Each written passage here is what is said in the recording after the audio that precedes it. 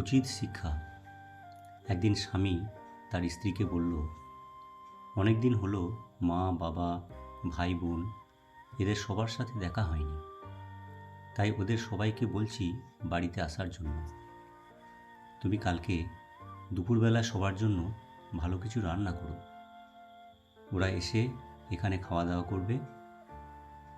স্ত্রী মুখটা কেমন উল্টো করে বলল, ঠিক আছে, দেখা যাবে। স্বামী সেই মতো সবাইকে দুপুরবেলা বাড়িতে নিমন্ত্রণ করল। পরের দিন স্বামী তাড়াতাড়ি করে দুপুরের আগে কাজ থেকে বাড়ি ফিরে এলো। স্ত্রীকে জিজ্ঞেস করলো, তোমার কি রান্না বান্না সব রেডি হয়ে গেছে? ওরা কিন্তু আধ ঘন্টার মধ্যে বাড়িতে চলে আসবে। স্ত্রী বলল, না, আমি তো ভালো কিছু খাবার বানাইনি। আর তাছাড়া ভালো খাবার দাবার বানানোর কি দরকার?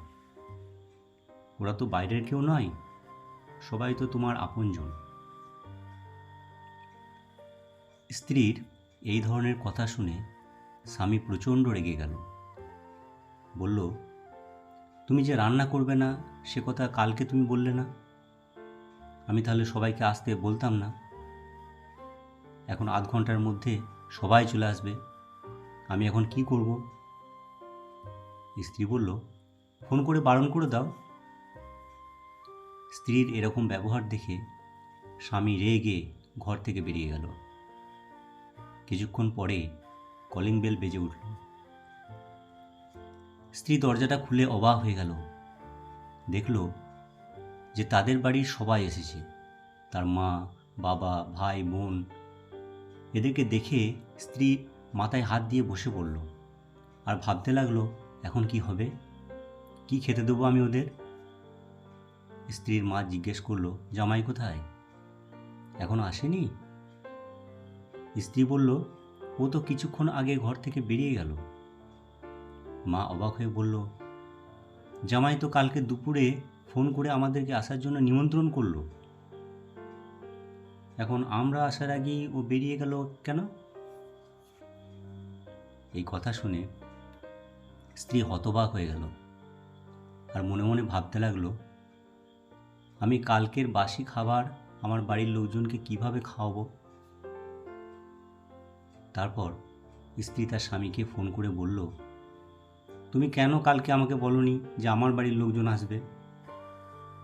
স্বামী বলল, তোমার বাড়ির লোকজনকেও আমি নিজের বাড়ির লোকজনই ভাবি। স্ত্রী তখন অনুরোধ করে বলল, এখন আমি সবাইকে কি খেতে দেবো? তুমি বাইরে থেকে সবার জন্য তৈরি খাবার নিয়ে এসো। বাড়িতেও সেরকম কিছু নেই যে আমি খাবার তৈরি করে দেব।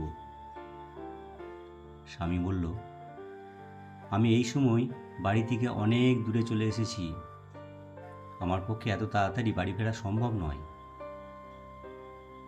আর সবাই তো তোমার বাড়িরই লোকজন, এখন বাড়িতে যা খাবার আছে তাই খেতে দাও।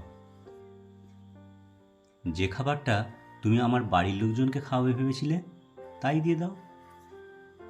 আর তাছাড়া এই শিক্ষা পাওয়া তোমার খুব প্রয়োজন ছিল, যাতে করে তুমি ভবিষ্যতে আমার বাড়ির লোকজনকে পর না ভাবো।